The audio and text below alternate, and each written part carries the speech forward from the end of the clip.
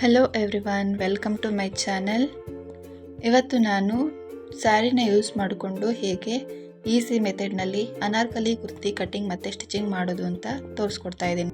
ನಿಮಗೆ ಈ ವಿಡಿಯೋ ಇಷ್ಟ ಆದರೆ ಪ್ಲೀಸ್ ಲೈಕ್ ಮಾಡಿ ಮತ್ತು ಸಬ್ಸ್ಕ್ರೈಬ್ ಮಾಡಿ. ಪಕ್ಕದಲ್ಲೇ ಇರುವಂಥ ಬೆಲ್ ಐಕಾನನ್ನು ಪ್ರೆಸ್ ಮಾಡಿ. ಇದರಿಂದ ನಾನು ಮುಂದೆ ಮಾಡುವಂತಹ ವಿಡಿಯೋದ ನೋಟಿಫಿಕೇಷನ್ ನಿಮಗೆ ಬರುತ್ತೆ. ಇಲ್ಲಿ ನಾನು 5 ಮೀಟರ್ ಬಾರ್ಡರ್ ಸ್ಯಾರಿ ಮತ್ತು 2 ಮೀಟರ್ ಲೈನಿಂಗನ್ನು ತಗೊಂಡಿದ್ದೀನಿ. ಟಾಪ್ ಪಾರ್ಟ್ ಕಟಿಂಗಿಗೆ ಇಲ್ಲಿ ನಾನು 4 ಲೇಯರ್ಸ್ ಆಗಿ ಈ ಥರ ಫೋಲ್ಡ್ ಮಾಡ್ಕೊಂಡಿದ್ದೀನಿ. ಮತ್ತು ಇದು ಫೋಲ್ಡೆಡ್ ಸೈಡ್.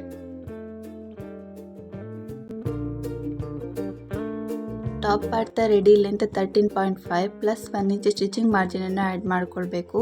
Total 14.5 inch. ಇಲ್ಲಿ ನಾನು ವಿಡ್ತ್ ತಗೊಂಡಿದ್ದೀನಿ 11 ಇಂಚ್. ಶೋಲ್ಡರ್ ನಾನಿಲ್ಲಿ 6.5ಗೆ ಮಾರ್ಕ್ ಮಾಡಿದೆ. ಆರ್ಮೋಲ್ ಕೂಡ ನಾನಿಲ್ಲಿ 6.5 ಇಂಚಿಗೆ ಮಾರ್ಕ್ ಮಾಡ್ತಾ ಇದ್ದೀನಿ. ಎರಡೂ ಪಾಯಿಂಟ್ಸ್ನೂ ಕೂಡ ಜೋಡಿಸ್ಕೊಳ್ಳೋದಕ್ಕೆ ನಾನಿಲ್ಲಿ ಈ ಥರ ಸ್ಟ್ರೇಟ್ ಆಗಿ ಲೈನ್ ಹಾಕ್ಕೊಳ್ತಾ ಇದ್ದೀನಿ. ಇವಾಗ ನಾವು ಚೆಸ್ಟ್ ಮೆಸರ್ಮೆಂಟ್ನ ಮಾರ್ಕ್ ಮಾಡ್ಕೊಳ್ಬೇಕು. ಚೆಸ್ಟ್ ರೌಂಡ್ ಎಷ್ಟಿದೆ ಅದನ್ನು ಡಿವೈಡೆಡ್ 4 ಮಾಡಿ ಅದಕ್ಕೆ 2 ಇಂಚಿನ ಸ್ಟಿಚಿಂಗ್ ಮಾರ್ಜಿನ್ನ ಆ್ಯಡ್ ಮಾಡ್ಕೊಳ್ಬೇಕು. ನಾನಿಲ್ಲಿ 11 ಇಂಚಿಗೆ ಮಾರ್ಕ್ ಮಾಡಿದ್ದೀನಿ. ವೇಸ್ಟ್ ಕೂಡ ಹಾಗೆ ವೇಸ್ಟ್ ರೌಂಡ್ ಡಿವೈಡೆಡ್ 4 ಮಾಡಿ ಅದಕ್ಕೆ 2 ಇಂಚ್ ಸ್ಟಿಚಿಂಗ್ ಮಾರ್ಜಿನ್ನ ಆ್ಯಡ್ ಮಾಡ್ಕೊಳ್ಬೇಕು. ನಾನಿಲ್ಲಿ 9 ಇಂಚಿಗೆ ಮಾರ್ಕ್ ಮಾಡಿದೆ. ಈ ಥರ ಎರಡೂ ಪಾಯಿಂಟ್ಸ್ನೂ ಕೂಡ ಜೋಡಿಸ್ಕೊಳ್ಬೇಕು.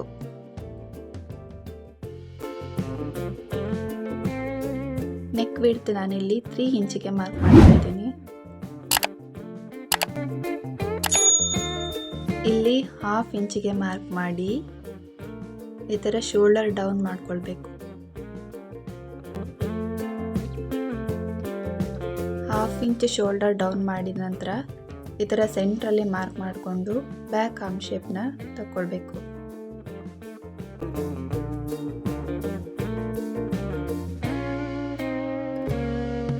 ಈ ಥರ. ಈಗ 1/2 ಇಂಚ್ ಒಳಗಡೆಯಿಂದ ಫ್ರಂಟ್ ಆರ್ಮ್ ಶೇಪ್ನ ತೆಗಿಬೇಕು. ಈ ಥರ. ನಾನಿಲ್ಲಿ ಬ್ಯಾಕ್ ನೆಕ್ ಡೀಪ್ 3 ಇಂಚಿಗೆ ಮಾರ್ಕ್ ಮಾಡ್ತಾ ಇದ್ದೀನಿ. ಮತ್ತು ಫ್ರಂಟ್ ನೆಕ್ ಡೀಪ್ ಇಲ್ಲಿ 5 ಇಂಚಿಗೆ ಮಾರ್ಕ್ ಮಾಡಿದೆ. ಮಾರ್ಕ್ ಮಾಡಿ ಆದ ನಂತರ ಎಲ್ಲ ಪಾಯಿಂಟ್ಸ್ನು ಕೂಡ ಈ ಥರ ಜೋಡಿಸ್ಕೊಳ್ಬೇಕು.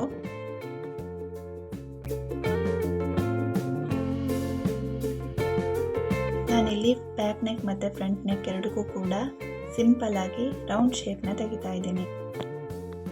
ಇವಾಗ ಬ್ಯಾಕ್ ನೆಕ್ ಮತ್ತು ಬ್ಯಾಕ್ ಆರ್ಮ್ ಶೇಪಿಂದ ಎಕ್ಸ್ಟ್ರಾ ಫ್ಯಾಬ್ರಿಕ್ನ ರಿಮೂವ್ ಮಾಡಿ ತೆಗಿಬೇಕು.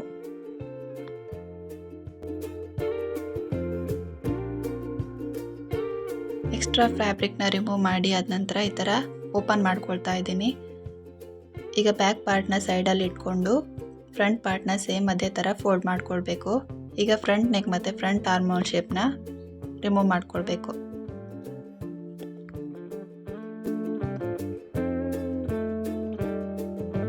ಫ್ರಂಟ್ ನೆಕ್ಗೆ ಎರಡೂ ಕಡೆ ಬಾರ್ಡರ್ ಬರೋದ್ರಿಂದ ಈ ಥರ ಸೆಂಟರಲ್ಲಿ ಈ ಥರ ಕಟ್ಟಿಂಗ್ ಮಾಡ್ಕೊಳ್ಬೇಕು.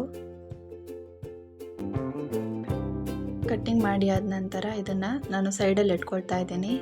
ಈಗ ಸ್ಯಾರಿನ ತಗೊಂಡು ಬಾರ್ಡರ್ ಈ ಥರ ಸೆಂಟ್ರಲ್ಲಿ ಬರೋ ಹಾಗೆ ಇಟ್ಕೊಂಡು ಕಟ್ಟಿಂಗ್ ಮಾಡ್ಕೊಳ್ಬೇಕು. ಎರಡೂ ಫ್ರಂಟ್ ಪಾರ್ಟು ಕೂಡ ಇದೇ ಥರ ಸೆಂಟ್ರಲ್ಲಿ ಬಾರ್ಡರ್ ಬರೋ ಹಾಗೆ ಈ ಥರ ಕಟ್ಟಿಂಗ್ ಮಾಡ್ಕೊಳ್ಬೇಕು. ನೆಕ್ ಲೈನಲ್ಲಿ ಈ ಥರ ಸ್ಟಿಚ್ ಹಾಕ್ಕೊಂಡು ಎಕ್ಸ್ಟ್ರಾ ನೆಕ್ ಪಾರ್ಟ್ನ ರಿಮೂವ್ ಮಾಡ್ಕೊಳ್ಬೇಕು. ಈ ಥರ ಎಕ್ಸ್ಟ್ರಾ ನೆಕ್ ಪಾರ್ಟ್ನ ರಿಮೂವ್ ಮಾಡಿ ಆದ ನಂತರ ನೆಕ್ ಲೈನಲ್ಲಿ ಈ ಥರ ಸಣ್ಣ ಸಣ್ಣದಾಗಿ ಕಟ್ಟಿಂಗ್ ಮಾಡ್ಕೊಳ್ಬೇಕು. ಕಟ್ಟಿಂಗ್ ಮಾಡಿ ಆದ ನಂತರ ಹೀಗೆ ಉಲ್ಟಾ ಇಟ್ಕೊಂಡು ಲೈನಿಂಗ್ ಪಾರ್ಟ್ ಮೇಲೆ ಸ್ಟಿಚಿಂಗ್ ಮಾಡ್ಕೊಳ್ಬೇಕು.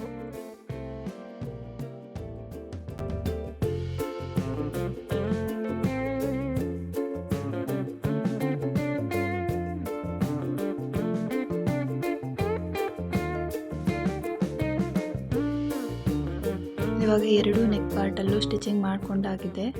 ಈಗ ನಾನು ಬ್ಯಾಕ್ ನೆಕ್ಗೂ ಕೂಡ ಸೇಮ್ ಮೆಥಡಲ್ಲಿ ಸ್ಟಿಚಿಂಗ್ ಮಾಡ್ಕೊಂಡಿದ್ದೀನಿ.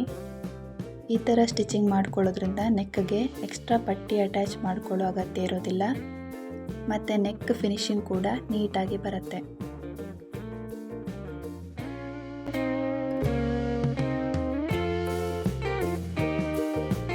ಇವಾಗ ಲೈನಿಂಗ್ನ ಮೇನ್ ಫ್ಯಾಬ್ರಿಕ್ ಮೇಲೆ ನೀಟಾಗಿ ಈ ಥರ ಇಟ್ಕೊಂಡು ಸ್ಟಿಚ್ ಹಾಕ್ಕೊಳ್ಬೇಕು.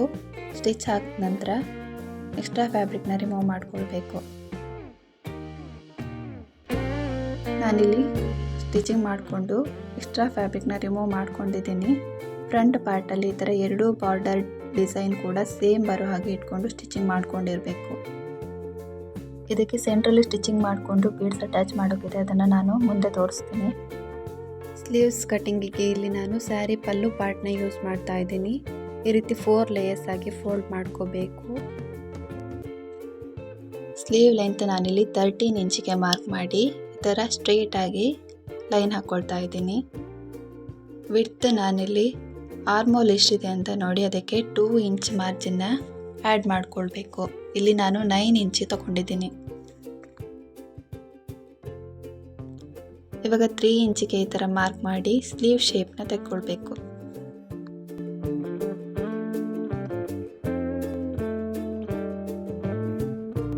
ಬಾಟಮಲ್ಲಿ ಸ್ಲೀವ್ ರೌಂಡ್ ಎಷ್ಟಿದೆ ಅದಕ್ಕೆ 2 ಇಂಚ್ ಸ್ಟಿಚಿಂಗ್ ಮಾರ್ಜಿನ್ ಆ್ಯಡ್ ಮಾಡಿಬಿಟ್ಟು ಮಾರ್ಕ್ ಮಾಡಬೇಕು. ನಾನಿಲ್ಲಿ 6 ಇಂಚಿಗೆ ಮಾರ್ಕ್ ಮಾಡಿದೆ. ಇವಾಗ ಎಕ್ಸ್ಟ್ರಾ ಫ್ಯಾಬ್ರಿಕ್ನ ರಿಮೂವ್ ಮಾಡ್ಕೊಳ್ಬೇಕು.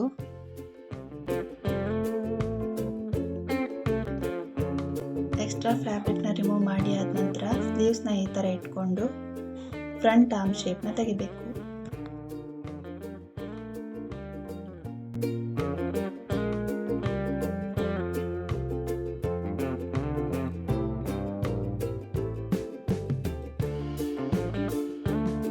ಇವಾಗ ಸ್ಲೀವ್ಸ್ದು ಕಟಿಂಗ್ ಕಂಪ್ಲೀಟ್ ಆಯಿತು. ಬಾಟಮ್ ಪಾರ್ಟ್ಗೆ ನಾನಿಲ್ಲಿ ಲೈನಿಂಗ್ನ ಕಟಿಂಗ್ ಮಾಡ್ಕೊಳ್ತಾ ಇದ್ದೀನಿ. ಈ ಥರ 4 ಲೇಯರ್ಸ್ ಆಗಿ ಫೋಲ್ಡ್ ಮಾಡ್ಕೊಂಡಿದ್ದೀನಿ. ಲೈನಿಂಗ್ದ ಲೆಂತ್ ಇಲ್ಲಿ ನಾನು 28 ಇಂಚ್ ತಗೊಳ್ತಾ ಇದ್ದೀನಿ.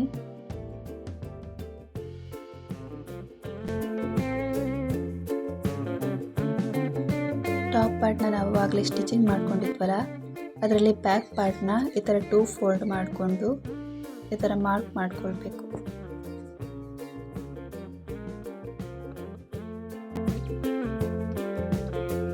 ಮಾರ್ಕ್ ಮಾಡಿ ಆದ ನಂತರ ನಾನಿಲ್ಲಿ ಈ ಥರ ಕ್ರಾಸ್ ಆಗಿ ಶೇಪ್ನ ತಗೊಳ್ತಾ ಇದ್ದೀನಿ. ಮತ್ತು ಇದನ್ನು ಎಕ್ಸ್ಟ್ರಾ ಫ್ಯಾಬ್ರಿಕ್ನ ರಿಮೂವ್ ಮಾಡ್ಕೊಳ್ಬೇಕು. ಹೀಗೆ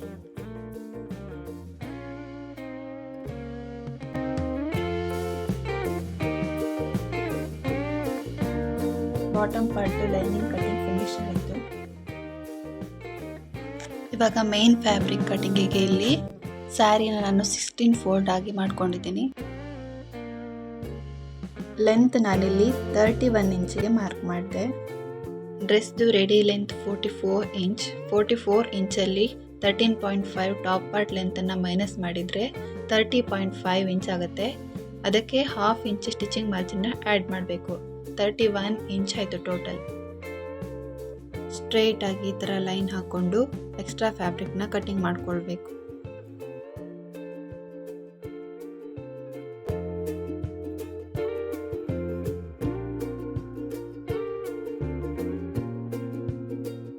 ಟೇಪನ್ನು ಈ ಥರ ಫೋಲ್ಡ್ ಮಾಡಿಕೊಂಡು ಸೆಂಟ್ರಲ್ಲಿ ನಾನು ಮಾರ್ಕ್ ಮಾಡ್ಕೊಳ್ತಾ ಇದ್ದೀನಿ. ಮಾರ್ಕ್ ಮಾಡಿದ ನಂತರ 1.5 ಇಂಚಿಗೆ ಎರಡೂ ಕಡೆ ಮಾರ್ಕ್ ಮಾಡಬೇಕು. ಟೋಟಲ್ 3 ಇಂಚ್ ಆಯಿತು. ನಾನಿಲ್ಲಿ ಬಾಟಮಲ್ಲಿ 11 ಇಂಚಿಗೆ ಮಾರ್ಕ್ ಮಾಡಿದೆ. ಎರಡೂ ಸೈಡಲ್ಲೂ ಕೂಡ 11 ಇಂಚಿಗೆ ಮಾರ್ಕ್ ಮಾಡ್ಕೊಳ್ಬೇಕು. ಮಾರ್ಕ್ ಮಾಡಿರೋ 2 ಪಾಯಿಂಟ್ಸ್ನು ಕೂಡ ಈ ಥರ ಜಾಯಿಂಟ್ ಮಾಡ್ಕೊಳ್ಬೇಕು.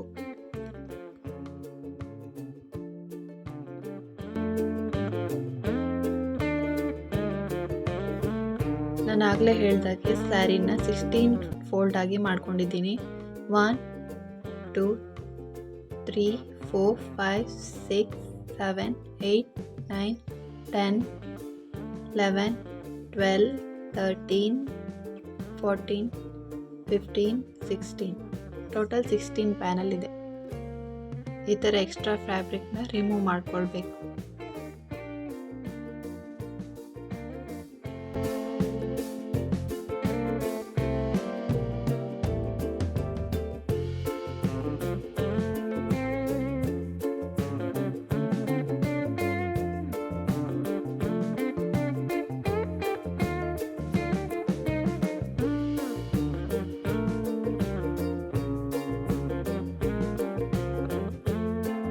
ಈ ಥರ ಸ್ಯಾರಿನ ಓಪನ್ ಮಾಡಿಕೊಂಡು ಫ್ರಂಟ್ಗೆ 8 ಪ್ಯಾನಲ್ ಮತ್ತು ಬ್ಯಾಕ್ಗೆ 8 ಪ್ಯಾನಲ್ ಬರೋ ಹಾಗೆ ಸೆಂಟ್ರಲ್ಲಿ ಕಟ್ಟಿಂಗ್ ಮಾಡಿಕೊಳ್ಬೇಕು.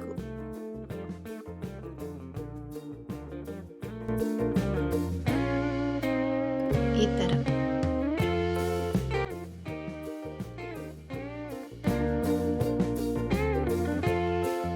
ಏಟ್ ಪ್ಯಾನಲ್ನ ಸಪರೇಟ್ ಆಗಿ ಇಟ್ಕೊಂಡು ಈ ಥರ ಎಲ್ಲ ಪ್ಯಾನಲ್ಸ್ನ ಕೂಡ ಸ್ಟಿಚಿಂಗ್ ಮಾಡಿಕೊಳ್ಬೇಕು.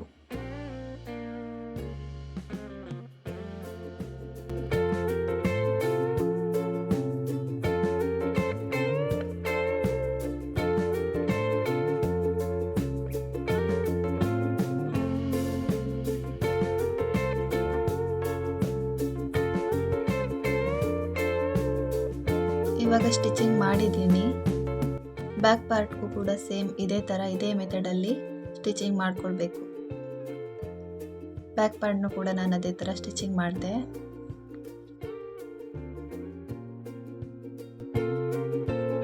ಲೈನಿಂಗ್ ಎಡ್ಜಸ್ಸಲ್ಲಿ ಈ ಥರ ಫೋಲ್ಡ್ ಮಾಡಿ ಸ್ಟಿಚಿಂಗ್ ಮಾಡಿಕೊಂಡು ಮೇನ್ ಫ್ಯಾಬ್ರಿಕ್ನ ಈ ಥರ ಸ್ಟಿಚ್ ಮಾಡಬೇಕು.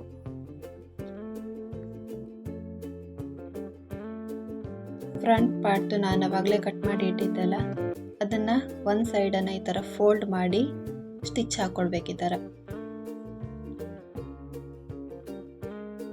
ಸ್ಟಿಚ್ ಆದಮೇಲೆ ಬ್ಯಾಕ್ ಪಾರ್ಟನ್ನು ಈ ಥರ ಇಟ್ಕೊಂಡು ಎರಡೂ ಶೋಲ್ಡರ್ನ ಜಾಯಿಂಟ್ ಮಾಡ್ಕೊಳ್ಬೇಕು. ಎರಡು ಶೋಲ್ಡರ್ ಜಾಯಿಂಟ್ ಆದಮೇಲೆ ಸ್ಲೀವ್ಸ್ನ ಈ ಥರ ಇಟ್ಕೊಂಡು ಸ್ಟಿಚಿಂಗ್ ಮಾಡ್ಕೊಳ್ಬೇಕು. ಎರಡೂ ಸ್ಲೀವ್ಸ್ನು ಕೂಡ ಇದೇ ಥರ ಜಾಯಿಂಟ್ ಮಾಡ್ಕೊಳ್ಬೇಕು.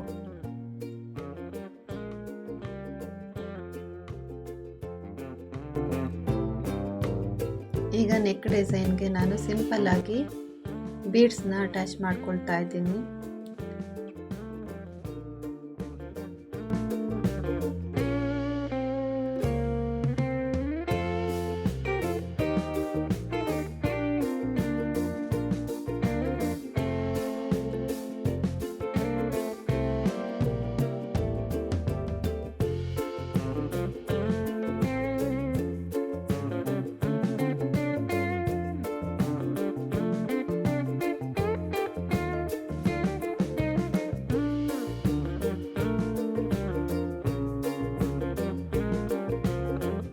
ಇದೇ ಥರ ಎಲ್ಲ ಬೀಡ್ಸ್ನ ಕೂಡ ಅಟ್ಯಾಚ್ ಮಾಡ್ಕೊಳ್ಬೇಕು.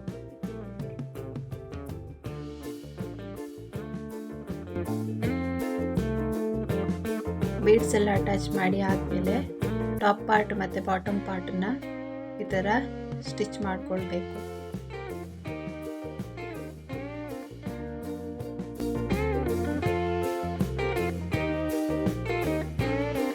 ಬ್ಯಾಕ್ ಪಾರ್ಟ್ಗೂ ಕೂಡ ಸೇಮ್ ಮೆಥಡಲ್ಲಿ ಸ್ಟಿಚಿಂಗ್ ಮಾಡ್ಕೊಳ್ಬೇಕು. ಟಾಪ್ ಪಾರ್ಟ್ ಮತ್ತು ಬಾಟಮ್ ಪಾರ್ಟ್ ಎರಡನ್ನೂ ಕೂಡ ಸ್ಟಿಚ್ ಮಾಡಿದ ನಂತರ ಈ ಥರ ಫಿಟ್ಟಿಂಗ್ ಮಾರ್ಜಿನ್ ಮೇಲೆ ಸ್ಟಿಚ್ ಹಾಕ್ಕೊಳ್ಬೇಕು. ಸ್ಟಿಚ್ ಹಾಕಿದ ನಂತರ ಬಾಟಮಲ್ಲಿ ಈ ಥರ ಮೇನ್ ಫ್ಯಾಬ್ರಿಕ್ ಮಾತ್ರ ಸ್ಟಿಚ್ ಮಾಡ್ಕೊಳ್ಬೇಕು. ಈ ಥರ ಇಟ್ಕೊಂಡು ಮೇನ್ ಫ್ಯಾಬ್ರಿಕ್ ಮಾತ್ರ ಸ್ಟಿಚ್ ಹಾಕ್ಕೊಳ್ಬೇಕು. ಮೇನ್ ಫ್ಯಾಬ್ರಿಕ್ ಸ್ಟಿಚ್ ಆದ ನಂತರ ಈ ಥರ ಲೈನಿಂಗ್ ಫ್ಯಾಬ್ರಿಕ್ ಮೇಲೆ ಸ್ಟಿಚ್ ಹಾಕ್ಕೊಳ್ಬೇಕು. ಇನ್ನೊಂದು ಸೈಡಲ್ಲೂ ಕೂಡ ಸೇಮ್ ಮೆಥಡಲ್ಲಿ ಸ್ಟಿಚ್ ಮಾಡಬೇಕು.